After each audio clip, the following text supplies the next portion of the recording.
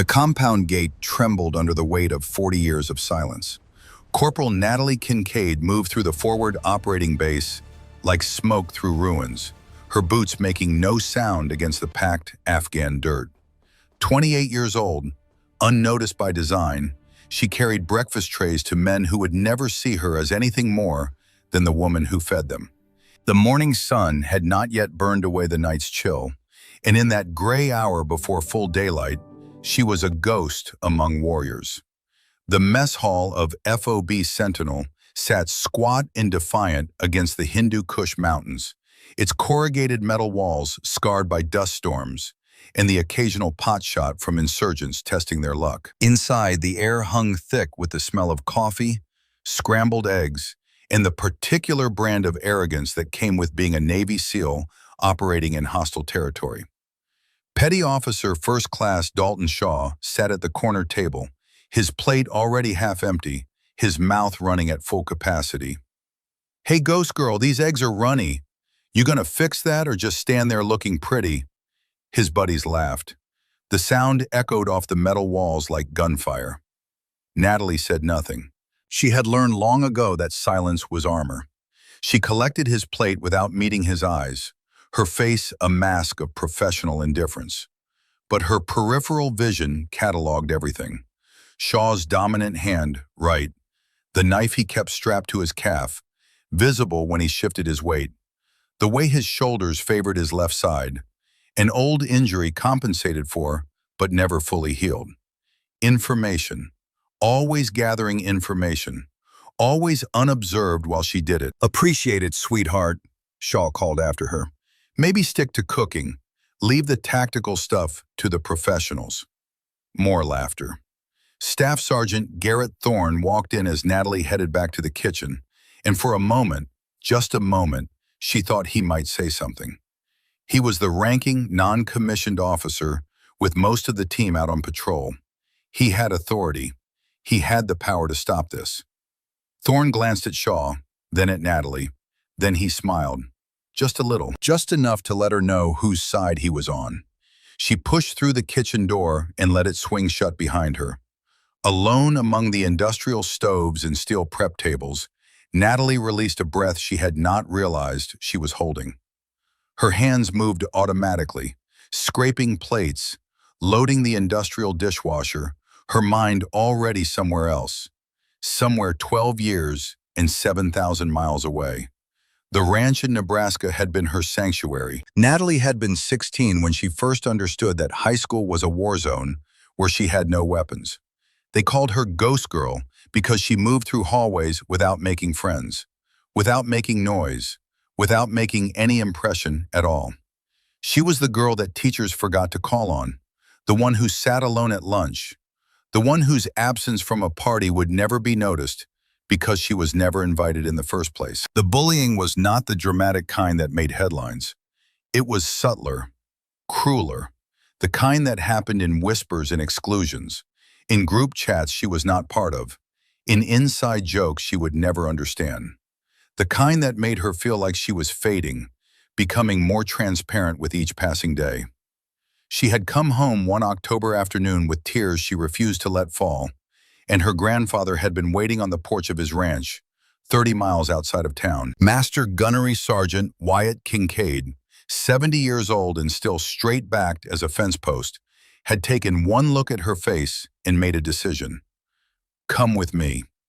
They had walked in silence across the property, past the main house, past the barn, out to where the land opened up into rolling hills of prairie grass. He had not asked what was wrong. Wyatt Kincaid was not a man who wasted words. Instead, he had handed her a rifle, a Remington 700, civilian model, chambered in .308 Winchester. The stock was worn smooth from decades of use. The bluing on the barrel faded to gray in places. It was not a showpiece. It was a tool that had been used. "You see that target?" Wyatt had pointed to a paper square stapled to a wooden frame 100 yards distant. "I want you to hit it." Natalie had never fired a gun before. Her father, Wyatt's son, had moved to Omaha when she was 8 and rarely looked back. Guns were not part of her world, but her grandfather's hands had been steady and patient as he showed her how to load the rifle, how to settle the stock against her shoulder, how to find the target through the iron sights. Breathe in, let half of it out. Hold, squeeze, don't pull. The rifle had kicked against her shoulder like a living thing. The sound had been enormous, a physical force that pressed against her chest. And 100 yards away, the paper target had sprouted a hole dead center. Wyatt had said nothing for a long moment. Then he had taken the rifle from her shaking hands and studied her face like he was reading a map. "Well," he said finally, "I'll be damned." That had been the beginning. Every weekend for the next 4 years, while her classmates went to football games and parties and all the normal rituals of adolescence, Natalie drove her old Ford Ranger out to her grandfather's ranch. And every weekend, Wyatt Kincaid taught her things that most people would never learn. He taught her that shooting was not about strength. It was about patience, about control, about the ability to make your body do exactly what your mind commanded, no matter what your emotions were screaming. He taught her to read wind by watching grass and dust, to calculate distance by comparing known sizes, to estimate bullet drop across hundreds of yards by understanding physics and trajectory and 1,000 small variables that could make the difference between a hit and a miss. He taught her that the best snipers were not the ones with the strongest arms or the loudest voices. They were the ones who could disappear, who could wait for hours without moving, who could take the shot that mattered and then vanish like they had never been there at all. Being unseen is not weakness, he told her on a cold November morning when she was 17, after she had successfully hit a target at 500 yards for the first time. Being unseen is the most powerful weapon you will ever have. The enemy cannot kill what they cannot see. Natalie had learned that Wyatt Kincaid was not just some retired Marine. He was a legend in circles that did not advertise their legends. From 1965 to 1990, he had trained the deadliest snipers in the United States Marine Corps. His students had operated in Grenada when the Rangers jumped in to rescue medical students, in Panama when Noriega's regime fell, in the deserts of Iraq when Saddam's army discovered that distance was no protection. Wyatt never talked about his own missions. Those were classified, buried under layers of government secrecy that would outlive him. But sometimes, late at night when the training was done and they sat on the porch drinking coffee, he would tell her about the men he had taught, the shots they had made, the lives they had saved. "War is not about glory," he said once, his voice rough as gravel. "It is about making the hard choice when the hard choice is all you have left, and then living with it." By the time Natalie was 18, she could outshoot most of the instructors at the local shooting range. By 19, she was making shots at 700 yards that would have impressed professional competitors. By 20, she had surpassed her grandfather's own skills, though neither of them ever said it out loud. The day she turned 21, Wyatt had called her out to the range one last time. The wind was kicking up dust devils across the property, and 850 yards distant, he had set up a target no bigger than a dinner plate. "Make the shot," he said. Natalie had settled into position behind his old M40A5, the same rifle he had carried in 3 different wars, the same rifle that had been present for kills that would never make it into any official record. She felt the wind on her face, calculated the drift, adjusted for the distance and the slight downward angle. She breathed in, let half of it out, held. The rifle spoke. 850 yards away, the target disintegrated. Wyatt Kincaid, a man who had seen combat across 4 decades and trained warriors who became ghosts in the night, had wrapped his granddaughter in his arms and wept. "You are better than I ever was," he whispered. "You are going to save lives I could not." 6 months later, Natalie joined the Navy. 3 months after that, Wyatt Kincaid was diagnosed with stage 4 pancreatic cancer. The disease had moved through him like a wildfire through dry grass. The man who could hold a rifle steady for 6 hours waiting for a target could not hold a coffee cup without shaking. The hands that had guided Natalie through 1,000 perfect shots trembled and betrayed him. But his mind stayed sharp until the end. Natalie had been home on leave when he called her to the ranch one final time. It was March, and the prairie was just beginning to wake from winter. Wyatt sat on the porch in a wheelchair he hated, wrapped in blankets despite the afternoon sun. On his lap sat the M40A5. "This rifle has saved more lives than I can count," he said. His voice was thin now, stripped down to its essential components. "It went with me to Grenada, to Panama, to the Iraqi desert. Men are alive today because of what this weapon and I did together." He lifted it with shaking hands and held it out to her. "Now it is yours. Take it, use it. And when the time comes, when you have to make the choice between staying unseen and stepping into the light, you will know what to do." Natalie had taken the rifle. The weight of it was familiar, but now it carried something more. History, legacy, the accumulated weight of all the lives it had protected. "I am not allowed to have this," she said. "Navy regulations." Wyatt smiled. It was the smile of a man who had spent his life working in the shadows of regulations in official channels. "Then I guess you will just have to be unseen about it." He died 2 weeks later. On a Tuesday morning when the wind was blowing from the west and the sky was the color of gunmetal, Natalie had been holding his hand when he went, and his last words had been so quiet she almost missed them. "Be the shot they never see coming." The Navy had been everything Natalie expected and nothing she hoped for. She enlisted with Wyatt's training burning in her blood and his rifle hidden in her personal effects. She scored a 99 out of 100 on the marksmanship qualification, the second highest score in naval history. Her drill instructors noted her exceptional ability, recommended advanced training, and then she was assigned to food service. She applied for Scout Sniper School during her first year. Application denied.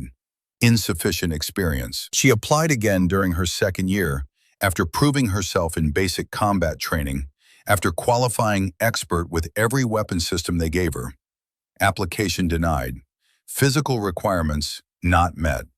She applied a third time during her fourth year, after deploying to Afghanistan as part of a support unit, after volunteering for every dangerous duty she could find. Application denied. Current assignment critical to unit cohesion. The fourth time, she did not even receive a formal denial. Just a note from her commanding officer, Staff Sergeant Garrett Thorne, suggesting that she focus on the valuable contributions she was already making. That cooking was an essential skill. That not everyone was cut out for combat roles. That she should stick to her strengths. So Natalie Kincaid had remained unnoticed. She cooked meals and cleaned weapons and stood watches that other people did not want. She endured the jokes and the dismissals and the casual contempt of men who could not imagine that the woman serving them breakfast might be more dangerous than they would ever be. And all the while she carried Wyatt's M40A5 in a locked case in her personal locker, hidden under winter clothes and spare uniforms. Against regulations, against orders, a piece of her grandfather that she could not bear to leave behind, waiting for the moment he had promised would come, the moment when being unseen would no longer be enough. FOB. Sentinel sat in the Helmand province of Afghanistan like a splinter in the flesh of the earth. It was not a large base, 60 personnel on a good day, half that when patrols were running. The perimeter was a collection of HESCO barriers and concertina wire, guard towers at the corners, a motor pool for the vehicles, and the essential buildings clustered in the center like organs in a body. Natalie had been stationed there for 4 months, long enough to know the rhythms of the place, long enough to map every inch of it in her mind. The mess hall sat on the eastern side, the armory to the north, a reinforced concrete structure that held enough weapons and ammunition to fight a small war. The barracks to the west, the command center and communications building to the south, its roof flat and accessible, offering clear lines of sight to the surrounding terrain. She had not consciously planned for a firefight, but Wyatt had trained her to see the world tactically, and some habits ran too deep to turn off. From the communications building roof, she calculated, you could cover the north ridge at 620 yards, the east approach at 580, the south bunker at 720. Wind typically came from the west in the afternoons, shifting to southwest in the evenings. Temperature dropped 15 degrees after sunset, which would affect bullet trajectory at extreme ranges. Information. Always gathering information.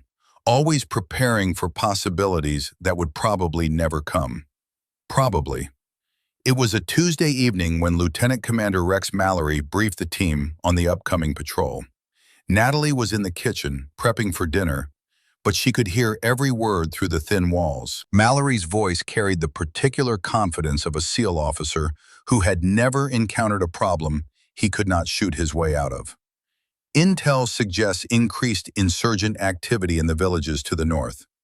We are going to run a presence patrol, remind them who controls this territory. I will take Alpha and Bravo squads. Thorne, you will hold the FOB with a skeleton crew. Thorne's voice cautious. Sir, that leaves us pretty thin if something kicks off here. The insurgents do not have the capability to mass an assault on this base. And if they try, air support is 15 minutes out. You will be fine.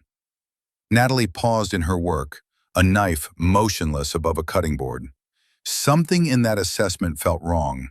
Not tactically wrong, exactly.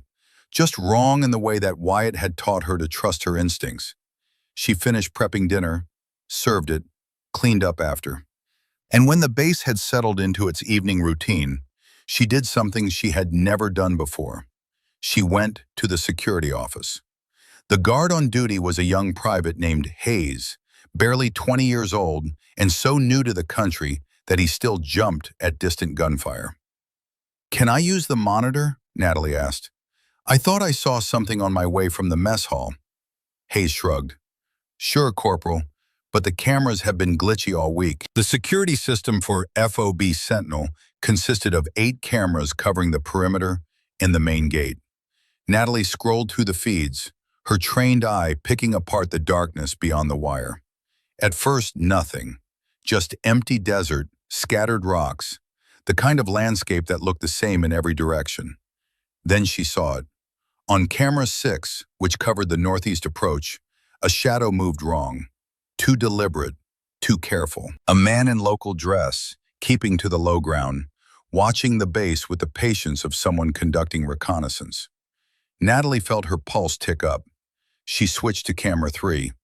Another figure, this one on the eastern approach, also watching. Waiting. She checked the timestamp. Both figures had appeared within the last 30 minutes. After Mallory had taken 3/4 of the combat personnel on patrol. Hayes, do you see this? The private leaned in, squinted at the screen. I mean, maybe? Could just be locals. They pass through sometimes. 2 of them? After dark? Positioned on opposite sides of the base? Hayes shrugged again, the universal gesture of someone who had not yet learned that small details could mean the difference between life and death. You want me to report it? Natalie considered. Report it to whom? Thorne? The man who had dismissed every suggestion she had ever made? Who thought her contributions began and ended with meal preparation? She made a decision. No, I will handle it. Back in her quarters, Natalie sat on her bunk and thought through probabilities. Maybe the figures were nothing. Local civilians, farmers, nomads passing through on routes they had used for 1,000 years. Or maybe they were scouts, watching, counting personnel, noting the reduced security, reporting back to whoever was planning to take advantage of a weakened base. Wyatt's voice in her memory. Hope for the best, prepare for the worst, and when the worst comes, be the one they never saw coming. Natalie opened her locker, moved aside the winter clothes and spare uniforms, and pulled out the case containing Wyatt's M40A5. The rifle was exactly as she remembered. 50 inches long, 11 pounds empty, chambered in 7.62 NATO, effective range of 800 yards in the right hands. The stock showed wear from decades of use, but the barrel was still flawless. Wyatt had maintained this weapon like some men maintain marriages. She had brought it to Afghanistan knowing it violated regulations, knowing she could face disciplinary action if anyone found out. But she had also known, with the certainty that came from 4 years of training under a man who understood war better than most people understood peace, that she might need it. Natalie disassembled the rifle, checked every component. The bolt moved smoothly. The barrel showed no signs of fouling. The scope, a loopholed Mark IV that Wyatt had installed himself, was still properly zeroed. She reassembled it, loaded 2 10-round magazines with M118 LR ammunition. And then she did something that surprised her. She wrote a letter. "Dear Grandpa Wyatt, if I do not make it through tomorrow, I want you to know that everything you taught me mattered. The shooting, yes, but more than that, the way you saw me when no one else did. The way you believed I was more than what the world said I was. I am not scared of dying. You taught me that death comes for everyone, and the only question is whether we meet it doing something that matters. If tomorrow is my day, I will meet it on my feet, with your rifle in my hands, doing exactly what you trained me to do. Thank you for making me unseen in all the ways that matter. Thank you for teaching me to be the shot they never see coming. I love you. I miss you. Nat." She folded the letter and tucked it into the case with the rifle. Then she lay down on her bunk, fully clothed, and waited for whatever the morning would bring. Sleep did not come. Outside, the Afghan night pressed against the walls of FOB Sentinel like something alive.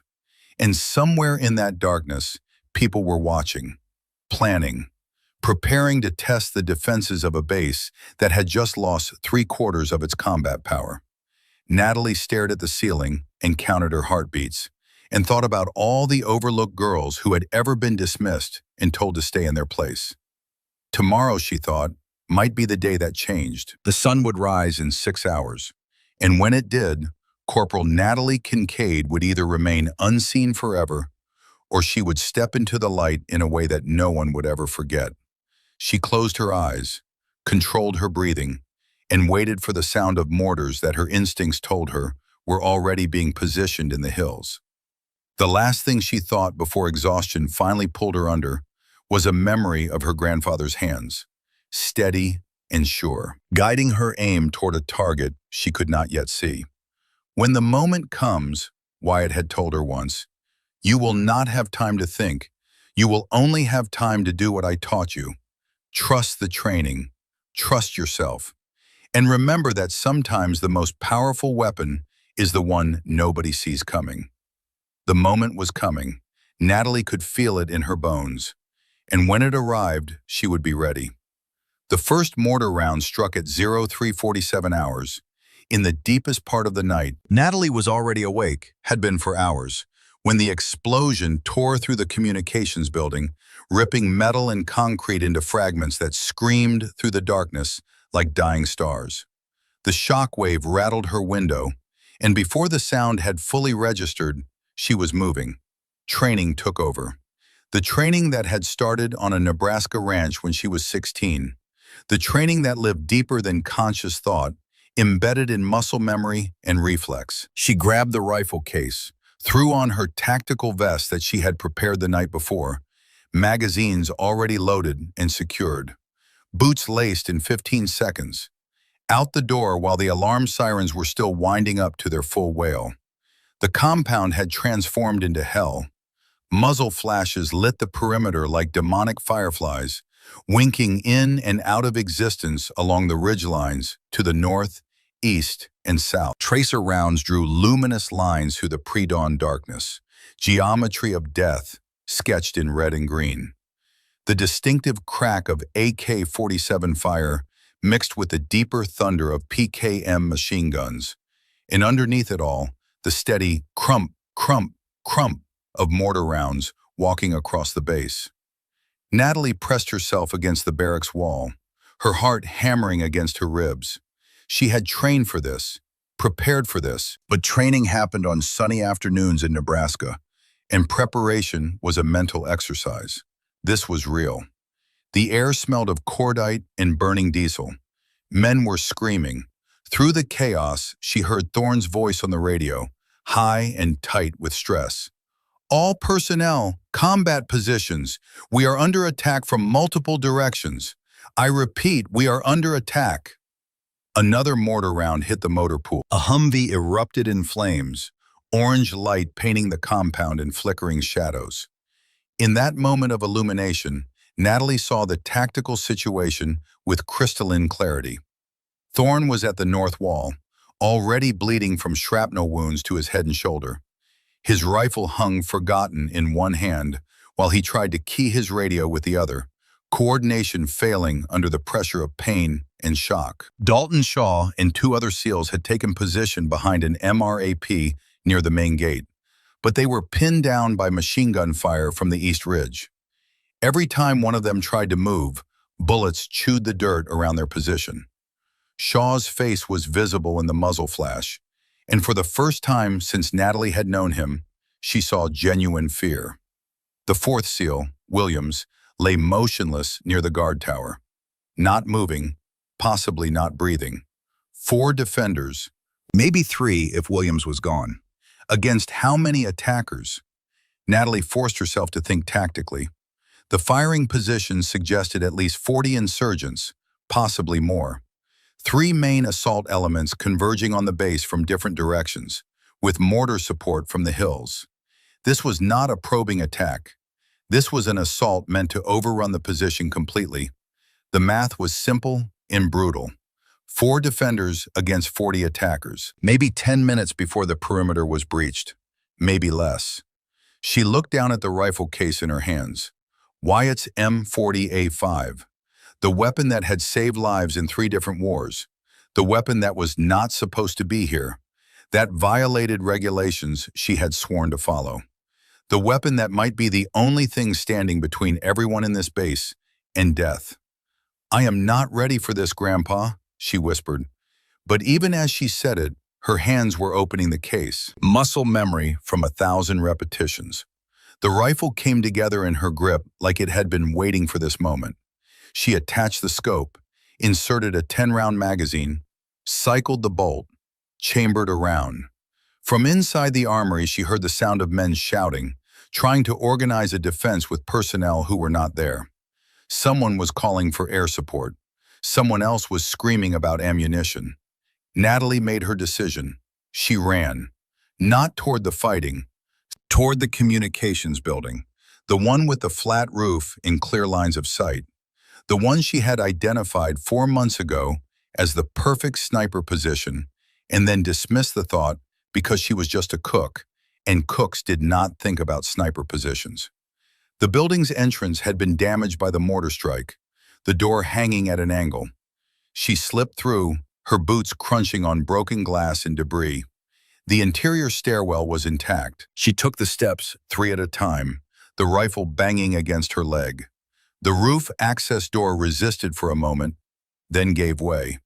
And suddenly, Natalie Kincaid was standing in the open air with a war raging around her and a rifle in her hands, and absolutely no one who knew she was there. The position was everything she had calculated it would be. The raised parapet provided cover while allowing firing positions through gaps in the concrete. The height gave her clear sight lines to every approach, and the darkness, just beginning to give way to pre-dawn gray, would make her undetectable to anyone looking up from ground level.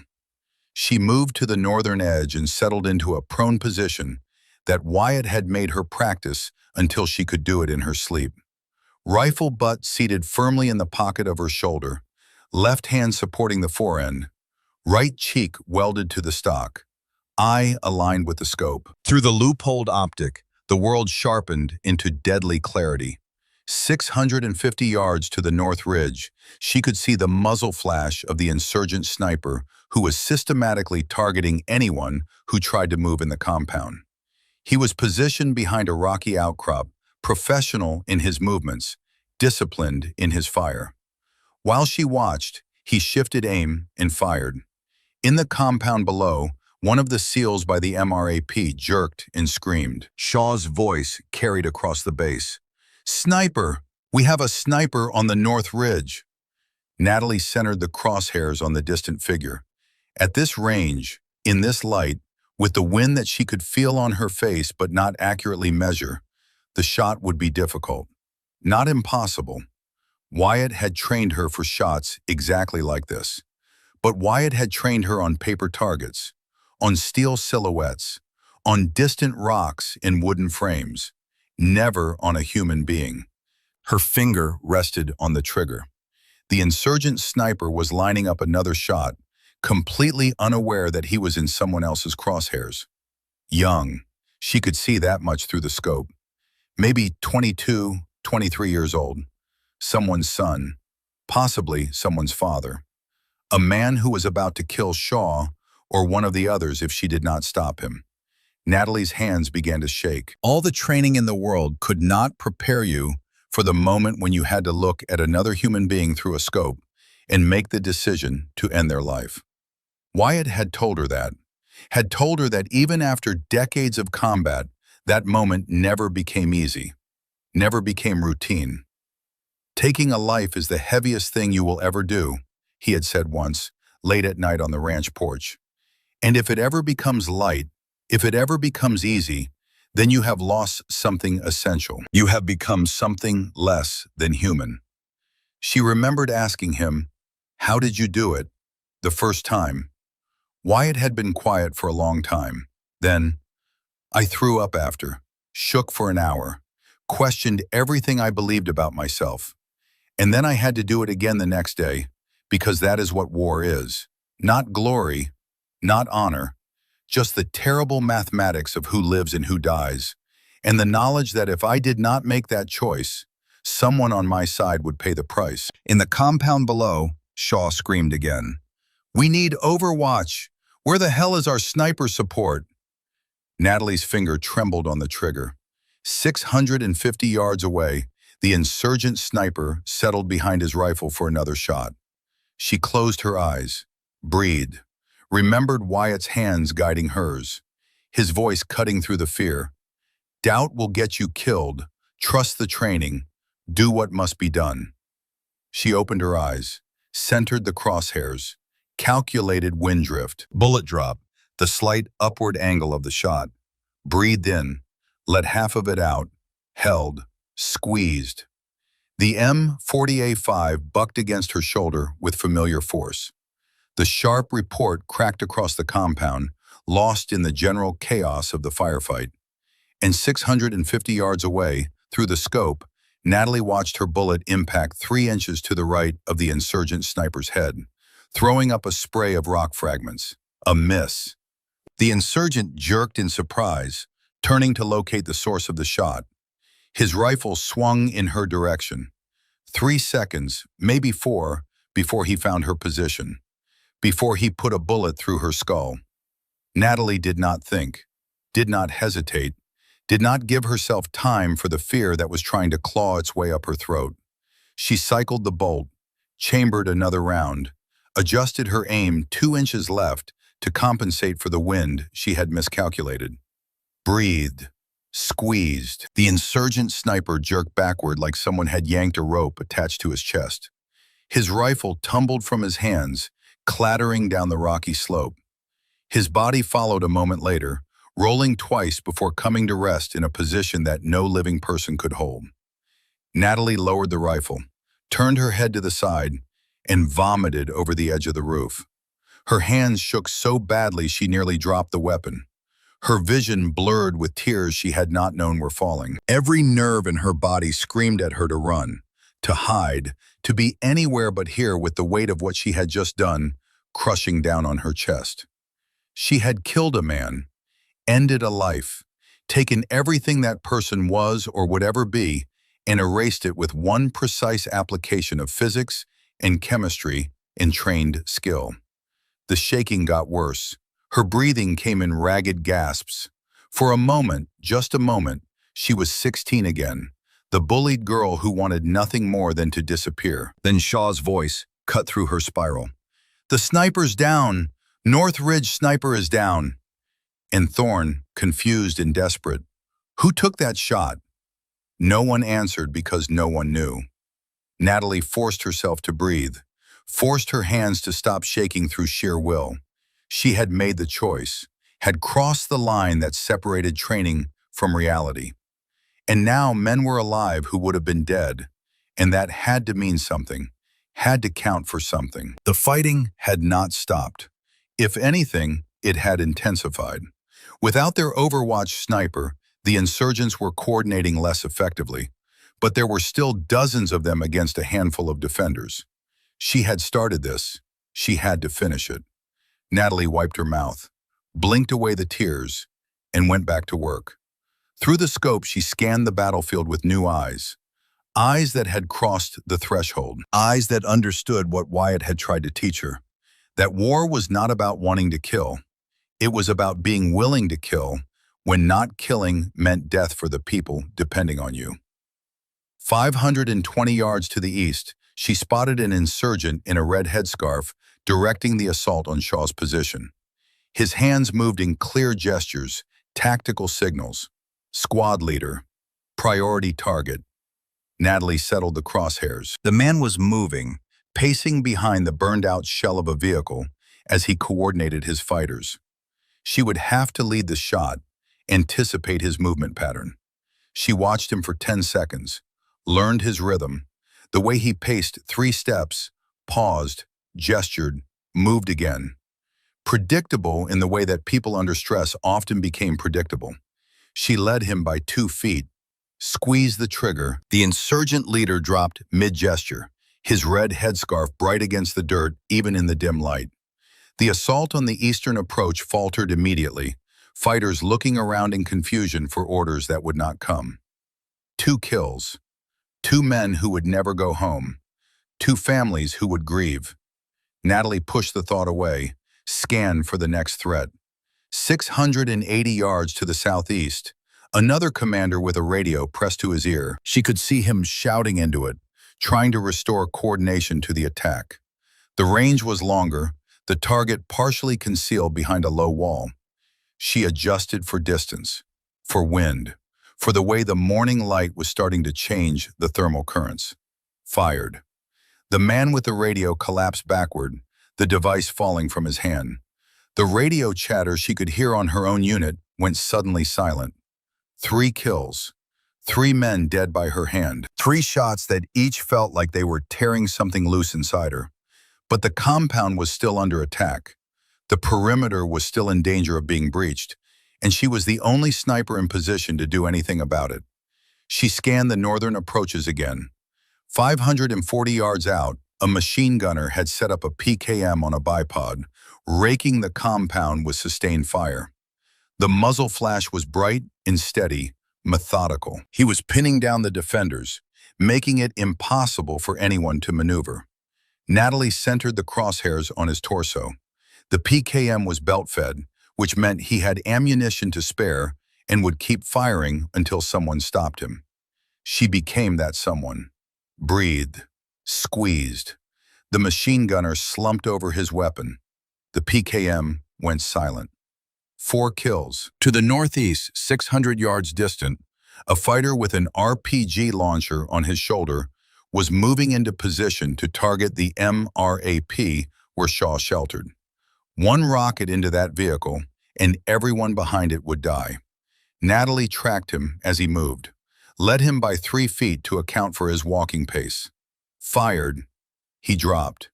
The RPG launcher clattered away, unfired. 5 kills. 5 men who had woken up this morning not knowing it was their last day. 5 lives ended by her choices, her skill, her willingness to pull the trigger. The weight was becoming unbearable, but she could not stop. Not yet. She was on her 7th round when the M40A5 spoke for the last time from its magazine, and she felt the bolt lock back on an empty chamber. Reload. The motion was automatic, drilled into her by thousands of repetitions. She ejected the empty magazine, retrieved the second 10-rounder from her vest, inserted it smoothly, released the bolt, chambered around, and then something caught her attention through the scope that made her blood freeze. On the southern approach, Moving with the kind of tactical discipline that spoke of professional training, 6 insurgents were flanking around toward the rear entrance of the base. The entrance that led directly to the building where the wounded were being treated, where Williams might still be alive, where the medic and 2 support personnel were trapped.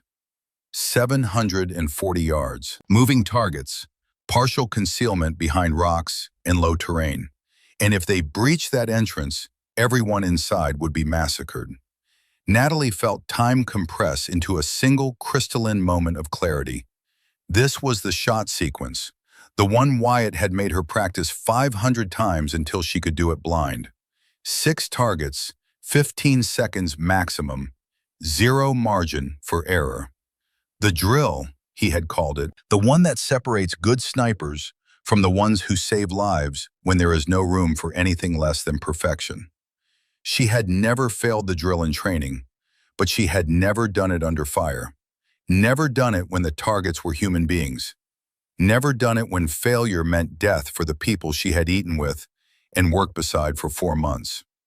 Through the scope, she watched the insurgent breach team moving into position. The lead man carried a satchel charge that would blow the reinforced door apart.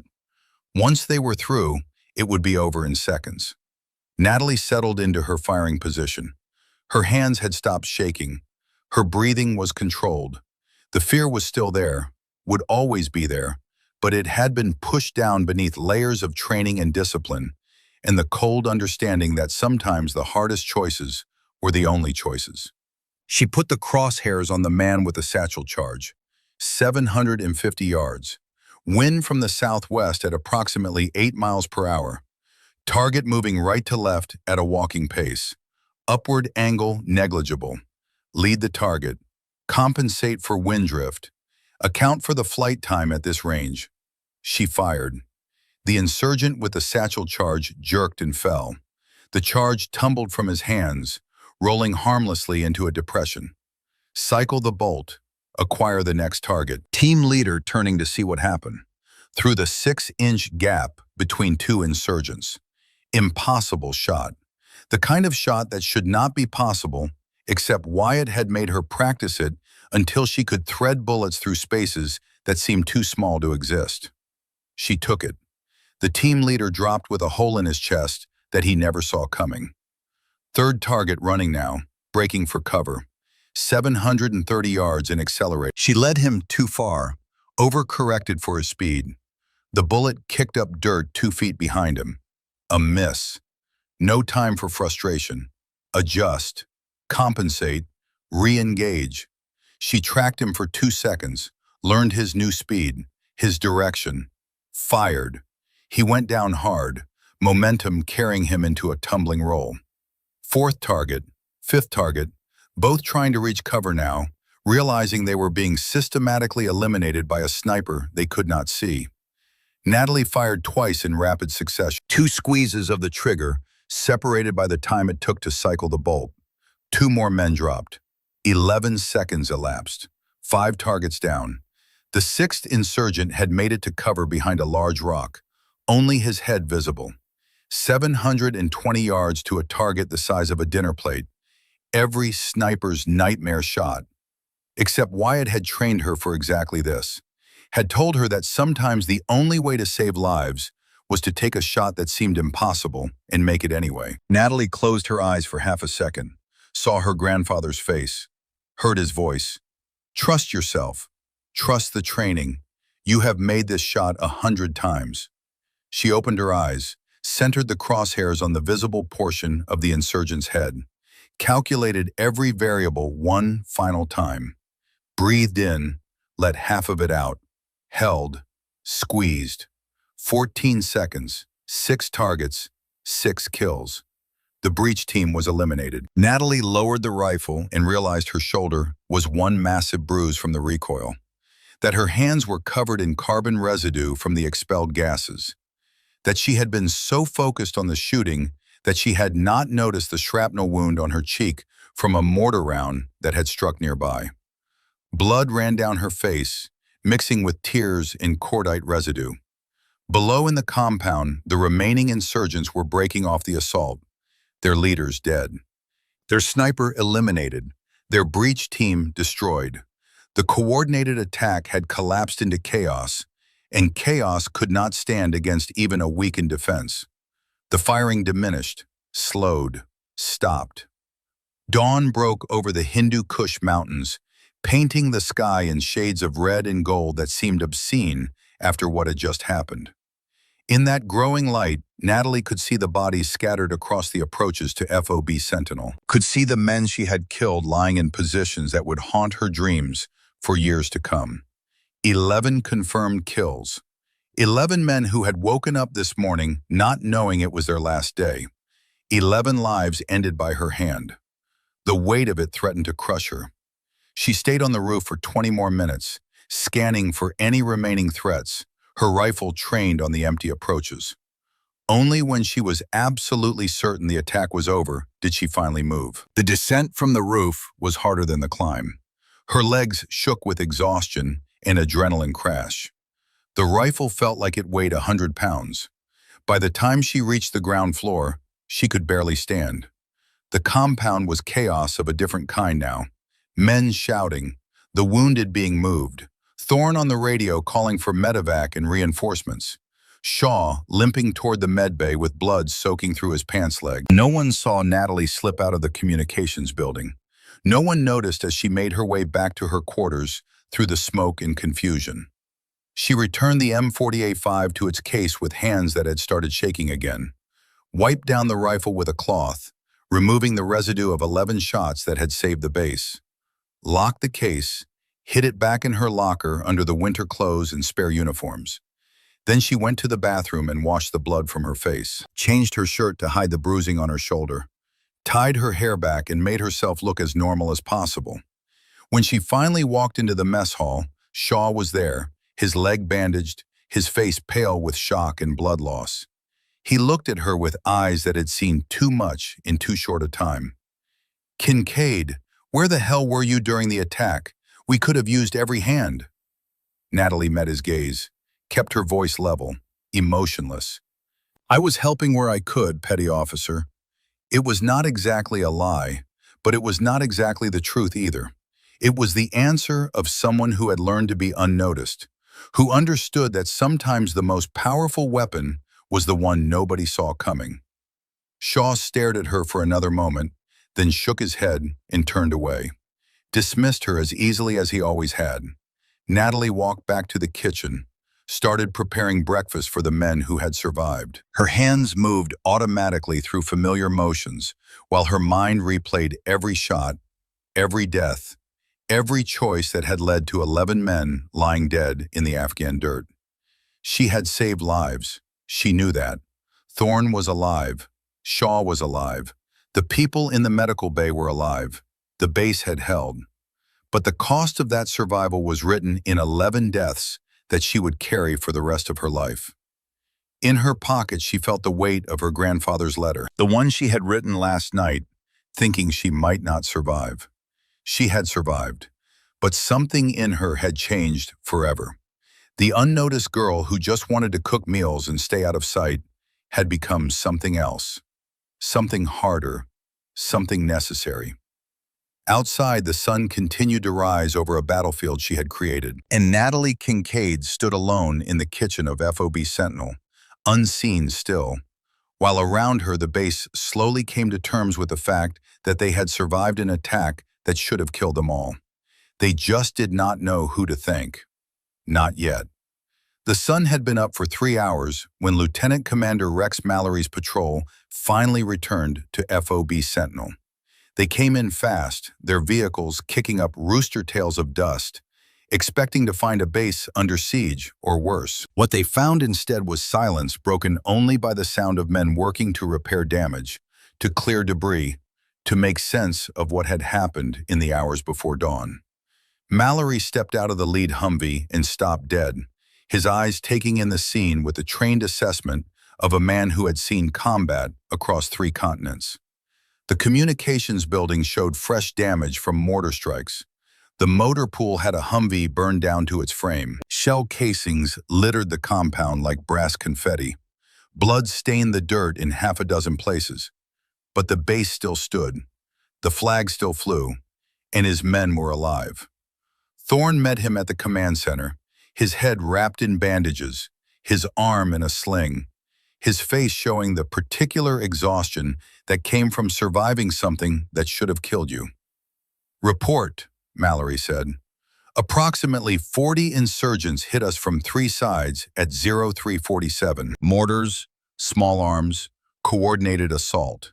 They had professional leadership, Overwatch sniper, and a breach team trying to access the medical bay."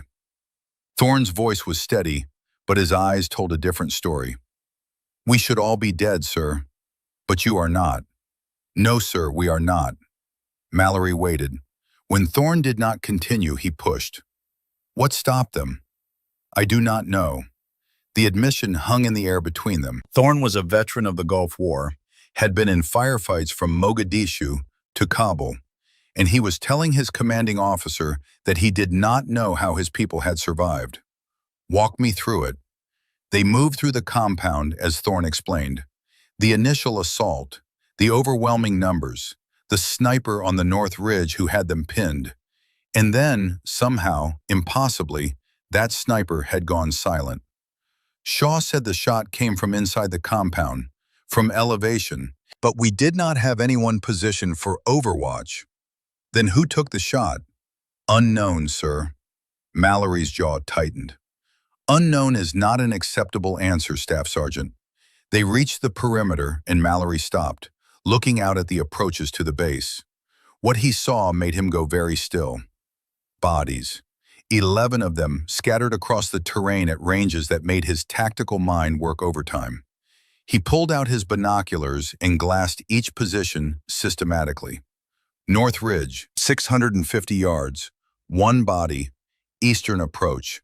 520 yards, 1 body, southeast position. 680 yards, 1 body, north approach. 540 yards, 1 body, northeast position. 600 yards, 1 body, and on the southern approach, a cluster of 6 bodies at ranges between 700 and 750 yards. Mallory lowered the binoculars slowly, turned to look at Thorne. "You said you do not know who was shooting." "Correct, sir." "But someone was shooting. Someone with precision sniper training and the ability to make kills at ranges exceeding 700 yards. In low-light conditions, under fire, against moving targets." Thorne said nothing. Mallory pulled his sidearm and handed it to one of his men. Then he walked out of the compound perimeter, moving toward the nearest body with the careful steps of a man who had spent too many years in places where the ground itself could kill you. The insurgent on the eastern approach had been hit center mass, the kind of shot that spoke of proper target acquisition and controlled fire. Mallory examined the wound, estimated the angle, turned to sight back at the compound. The communications building, the roof line. He moved to the next body, then the next, each examination confirming what his training was already telling him. These were not lucky shots. These were not the desperate fire of defenders spraying bullets and hoping for hits. These were the calculated kills of someone who knew exactly what they were doing. When he reached the southern approach and found the breach team, all 6 of them down within a tight time frame, his assessment crystallized into certainty. Whoever had made these shots was operating at an elite level that most snipers never achieved. The precision, the range, the tactical target selection, the ability to engage multiple moving targets in rapid succession. This was masterclass marksmanship. Mallory walked back to the compound in silence, his mind working through the impossible mathematics of what he had just seen. When he reached Thorne, his voice was quiet but hard. "I need a list of every person who was in this compound during the attack." "Sir, I already told you." "The list, Staff Sergeant, now." 10 minutes later, Mallory sat in the command center with a piece of paper that contained 5 names. Thorne, Shaw, Williams, Hayes, Kincaid. Williams had been unconscious for most of the engagement, confirmed by multiple witnesses. Hayes had been in the security office and had neither the training nor the access to weapons that would explain the shots. Shaw had been pinned down behind the MRAP, his position documented by radio chatter. That left two names, Thorne and Kincaid. Mallory looked up at the staff sergeant who stood across from him, wounded and exhausted. "Where were you during the engagement?" "North wall, sir, trying to coordinate the defense." "Did you fire your weapon?" "Yes, sir, approximately 30 rounds at targets of opportunity on the northern approach." "Any confirmed kills?" Thorne hesitated. "Unknown, sir. I was suppressing, not taking aimed shots." Mallory made a note. Thorne was a competent soldier, but his service record showed nothing that would suggest sniper capability, and his position at the north wall would not have given him sight lines to half the bodies currently lying in the Afghan dirt, which left one name. "Corporal Kincaid," Mallory said. "What do you know about her?" "She is our primary food service specialist. Quiet, does her job, no disciplinary issues." Thorne's tone suggested he did not understand why they were discussing the cook. "Marksmanship scores?" "I would have to check her file, sir." "Check it." Thorne pulled up the personnel records on the battered laptop that served as their administrative system. His eyes widened slightly as he read, 99 out of 100 on qualification, second highest score in her cohort. He scrolled further. Multiple applications for Scout Sniper School. All denied. "On what grounds?" "Does not specify, sir. Just shows as application rejected." Mallory leaned back in his chair. "And her next of kin?" More scrolling. Then Thorne stopped, his face going pale as he read something on the screen. "Sir, her emergency contact is listed as Master Gunnery Sergeant Wyatt Kincaid. Status, deceased." He looked up. "I know that name." "As do I." Mallory's voice was grim. "Wyatt Kincaid trained Marine Corps snipers for 25 years. His students operated in every major conflict from Grenada to Desert Storm. He was a legend." The implications settled over the room like heavy weather. "Corporal Kincaid is his granddaughter?" Thorne asked. "Apparently. And you think she—" "I think I need to talk to her. Where is she now?" "Mess hall, sir. Preparing midday meal." Mallory stood. "Show me." They found Natalie exactly where Thorne said she would be, moving through the kitchen with the efficient motions of someone who had done these tasks 1,000 times. She was chopping vegetables, her hands steady on the knife, her face composed. To anyone watching, she looked exactly like what her personnel file said she was. A cook, support personnel, someone who existed on the periphery of the real war. But Mallory had spent 20 years learning to read people, and he saw what others missed. The purple bruise visible on her shoulder when she reached for something on a high shelf. The fresh cut on her cheek that looked like shrapnel damage. The way she moved with the controlled precision of someone managing pain. The eyes that were bloodshot, not from lack of sleep, but from something deeper, something harder. "Corporal Kincaid," he said from the doorway. She turned, saw him, and came to attention. "Sir." "At ease." He stepped into the kitchen, letting the door close behind him.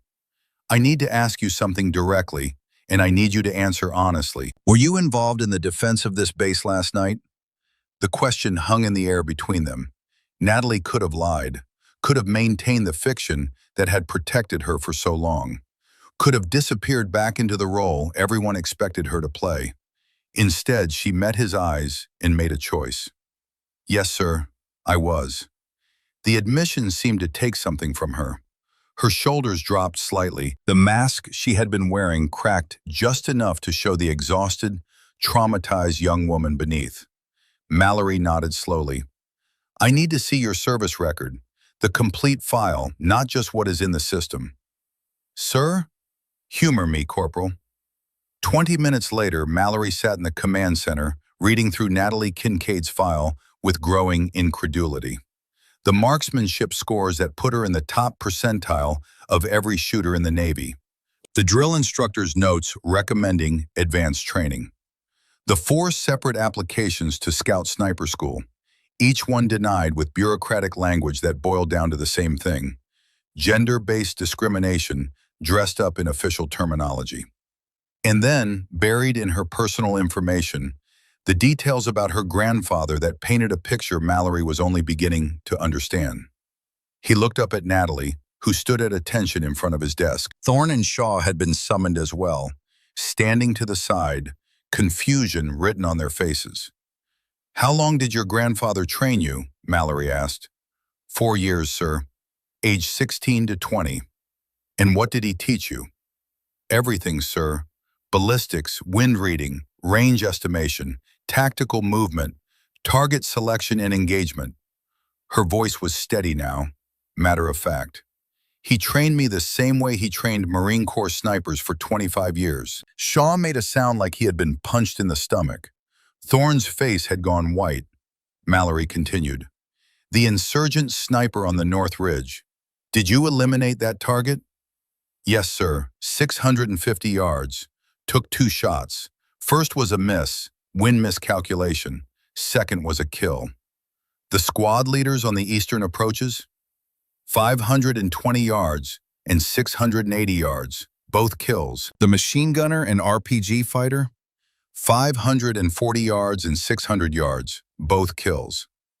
"The breach team trying to access the medical bay?" Natalie's voice got quieter. 6 targets, 740 yards average, engaged in rapid succession. 1 miss on the 3rd target, corrected on the follow-up shot. Time to completion, 14 seconds. The room was absolutely silent. Mallory leaned forward. "How many total confirmed kills, Corporal?" 11, sir. "And you made these shots with what weapon?" For the first time, Natalie hesitated. Then, "My grandfather's M40A5, sir. I brought it to Afghanistan against regulations. It is currently secured in my personal locker." Another silence. This one broken by Shaw's voice, raw with disbelief. "You are telling me that ghost girl is the sniper who saved our asses?" Mallory turned on him with an expression that could have frozen plasma. "You will address Corporal Kincaid with the respect her actions have earned, petty officer. Is that understood?" Shaw snapped his mouth shut, nodded. Mallory turned back to Natalie. "Why did you not report your capabilities when you arrived at this unit?" "I tried, sir." Her voice held no accusation, just simple fact. "I applied for Scout Sniper School 4 times. I was denied 4 times. I was told to focus on my current assignment, to stick to my strengths." She glanced at Thorne. "I was told that cooking was valuable, and that I should not waste command's time with requests for training I was not suited for." Thorne looked like he wanted to disappear into the floor. Mallory stood. "Everyone out except Corporal Kincaid." The others filed out. When the door closed, Mallory walked around his desk and did something that surprised both of them. He sat on the edge of it, informal. The barrier between officer and enlisted momentarily dissolved. "My father was a sniper," he said quietly. "He never talked about it much, but when he did, he always said the same thing, that the hardest part was not making the shot, it was living with it after." He studied her face. "How are you doing with that, Corporal?" The question, asked with genuine concern rather than command authority, broke something in Natalie. Her eyes filled with tears that she had been holding back since dawn. "I killed 11 people, sir. 11 human beings who woke up yesterday and did not know they were going to die.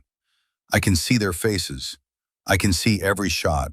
And I know I would do it again because the alternative was letting my people die.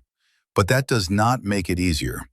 It does not make it feel like anything other than what it is." Which is? The terrible mathematics of war, the kind my grandfather warned me about.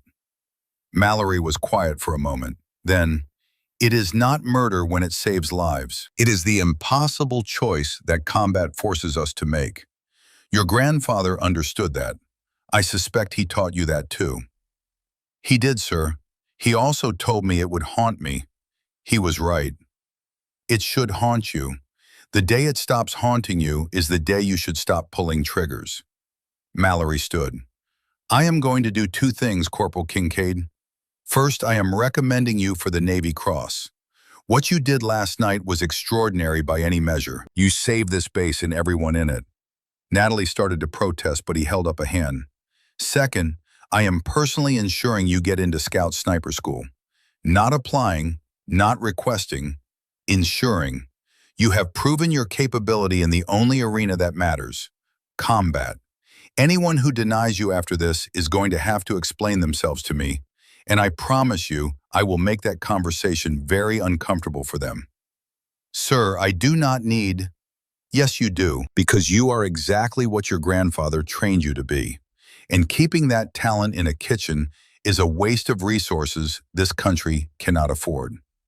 He walked back to his desk, picked up his radio. All personnel, formation in 10 minutes, full compound, no exceptions. Then he looked at Natalie. You have been unseen long enough, Corporal. Time to step into the light. The formation assembled in the central compound under the midday sun. Every person who could walk was there, lined up in rough ranks, confused about why they were being pulled from repairs and rest. Mallory stood at the front with Natalie beside him. She looked small next to the SEAL commander, her cook's uniform rumpled and stained, the cut on her cheek visible in the harsh light. To anyone who did not know better, she looked completely out of place. Mallory's voice carried across the formation without need for amplification.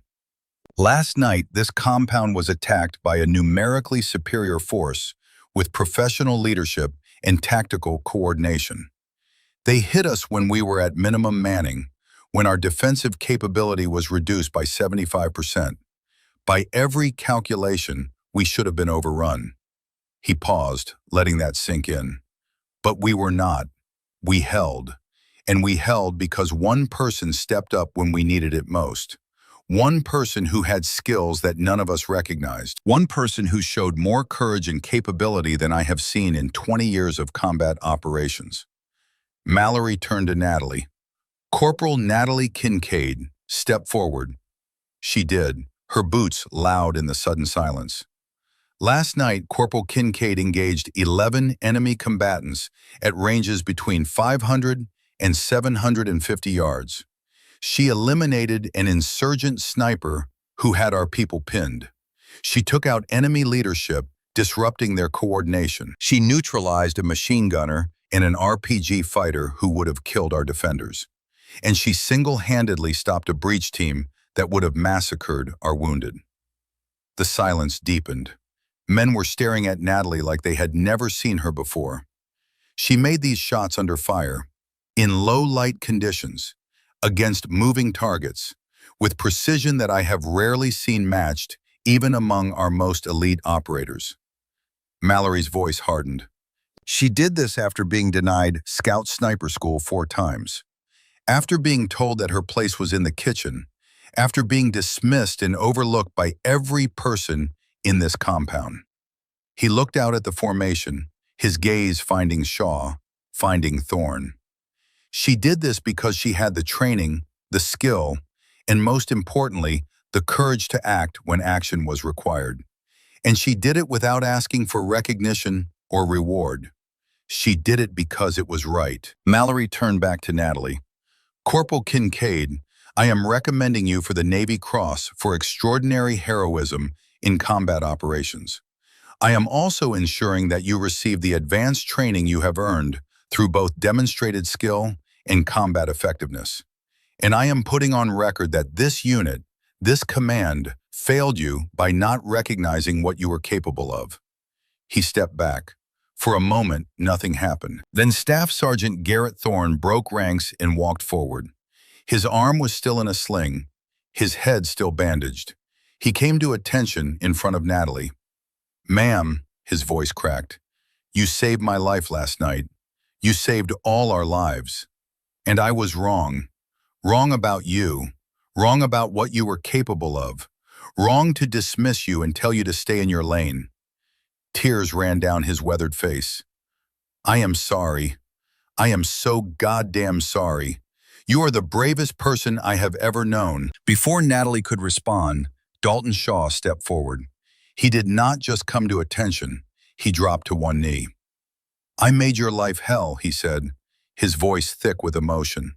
I mocked you, dismissed you, treated you like you did not matter, and you still saved my life. You still put yourself in danger to protect someone who did not deserve it. He looked up at her, and the arrogance that had always defined him was gone, burned away by the reality of what she had done. I do not deserve your forgiveness, but you have my respect. You have my loyalty, and if anyone ever disrespects you again, they will answer to me. One by one, the others came forward. Williams recovered enough to walk, saluting with tears in his eyes. Hayes, the young private, looking at her like she was something out of legend. The medic who had been sheltering in the building that Natalie had protected. Each of them offered respect, apologies, gratitude. And Natalie stood there, overwhelmed, the tears finally falling freely, and found her voice. I did not do it for recognition. I did not do it for medals or advancement.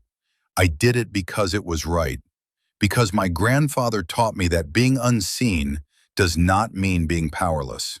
It means being ready to act when no one expects it, when it matters most. She pulled out the photograph she always carried. Wyatt in his dress blues, young and strong, before war and time had worn him down. He believed in me when no one else did. He saw something in the bullied girl who wanted to disappear, and he made her into someone who could save lives. This is not my victory, it is his legacy. Mallory stepped forward again. Fall out. Corporal Kincaid, you are relieved of kitchen duty. Report to me tomorrow morning for training assessment. The formation dissolved, but people did not leave. They clustered around Natalie, wanting to shake her hand, to thank her, to see the unnoticed cook who had become their salvation. She endured it for as long as she could. Then she slipped away, back to her quarters, and finally allowed herself to collapse. 7 months passed. In those months, FOB Sentinel became a different place. Thorne put Natalie's name forward for every commendation he could find, spent hours writing statements about how his bias had nearly cost them everything. Shaw became her most vocal defender, shutting down any disrespect toward female personnel with a ferocity that surprised everyone who knew him. The two men who had dismissed her most thoroughly became the architects of her redemption. The investigation into the FOB Sentinel attack confirmed every detail of Natalie's account. Ballistics evidence matched her rifle. Tactical analysis confirmed the precision and skill required for the shots she had made. The Navy Cross was approved and awarded in a ceremony that made national news. And on a cold morning at Camp Pendleton, Natalie graduated from Scout Sniper School at the top of her class.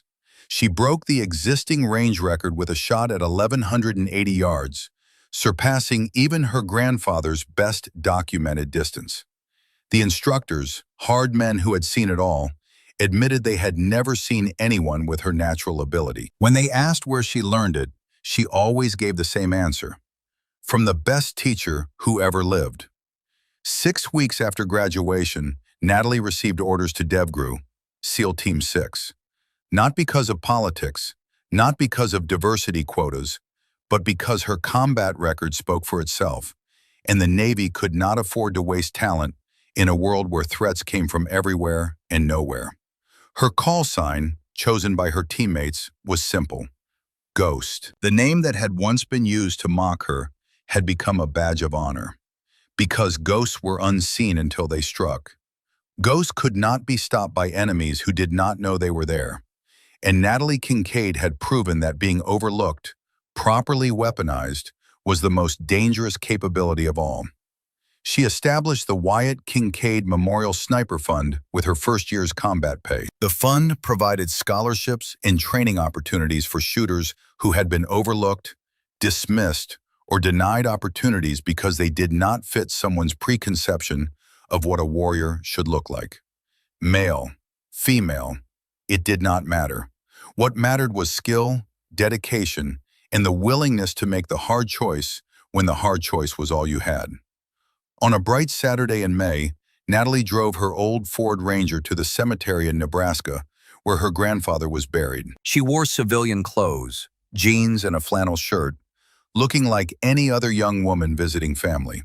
The headstone was simple: Master Gunnery Sergeant Wyatt Kincaid, Semper Fidelis. Below the dates of his birth and death, a single line: Teacher of Warriors. Natalie knelt in the grass and placed two items at the base of the stone: the Navy Cross in its presentation case, and her Scout Sniper School graduation certificate, framed and pristine. "I did it, Grandpa," she said quietly, "just like you said I would. I stepped into the light. I made the shots. I saved the lives." The wind moved through the prairie grass with the sound of 1,000 whispered conversations. "It still hurts. The 11 men. I still see their faces. But I understand now what you tried to teach me, that the weight of those deaths is the price of the lives saved. That carrying that weight is what separates warriors from murderers." She pulled out the rifle case she had brought with her, opened it. Inside was Wyatt's M40A5, cleaned and maintained to the same exacting standards he had taught her. Engraved on the stock in simple letters, "Iron's Legacy, 11 Lives Saved, Afghanistan, 2012. I am keeping your rifle, Grandpa, taking it with me to wherever they send me next, because every time I look at it, I remember what you taught me. That strength is not about being seen, it is about being ready. That the best weapon is the one no one knows you have until you need it." She stood, wiping tears from her face. "Thank you for seeing me when I was overlooked. Thank you for making me into someone who could protect others. Thank you for believing in the scared little girl who just wanted to disappear." As Natalie walked back to her truck, her phone buzzed. An email from an address she did not recognize. "Dear Corporal Kincaid, my name is Rachel Morrison. I am 16 years old and I live in a small town in Nebraska. Everyone at school calls me Ghost because I am quiet and do not fit in. I found an article about you online, about what you did in Afghanistan, about how you were bullied and overlooked and became a hero anyway. I do not want to be overlooked anymore. I want to be strong like you. Can you teach me or tell me how to start? Please, I need to know it is possible." Natalie sat in her truck for a long time, reading the email over and over. Then she typed a response. "Dear Rachel, let me tell you about my grandfather. His name was Wyatt Kincaid, and he was the best teacher I ever had. He taught me that being unseen is not weakness, it is a choice. And the most powerful moment in your life is when you choose to stop being overlooked and step into the light. I cannot train you the way he trained me, but I can tell you how to start. Find someone who believes in you. Learn a skill until you are better at it than anyone expects. Be patient. Be unseen when you need to be. And when the moment comes, when you have the chance to prove what you are capable of, do not hesitate. Take the shot. You are not alone. You are not weak. You are learning to be strong in ways that no one expects. And that is the most dangerous kind of strength. Stay in touch. Tell me about your progress. And remember, being overlooked is only powerless if you choose to stay that way. Respectfully, Natalie Kincaid, Corporal, United States Navy DevGru. She sent the email, started the truck, and drove back toward the life that waited for her. Behind her, in the cemetery, the wind moved through the grass, and on a simple headstone, the afternoon sun glinted off a Navy Cross and a graduation certificate that represented everything a teacher could hope to pass on to a student. The overlooked had become essential. The dismissed had become deadly. And somewhere in the world, another scared girl was learning that strength came in forms that nobody expected. The legacy continued.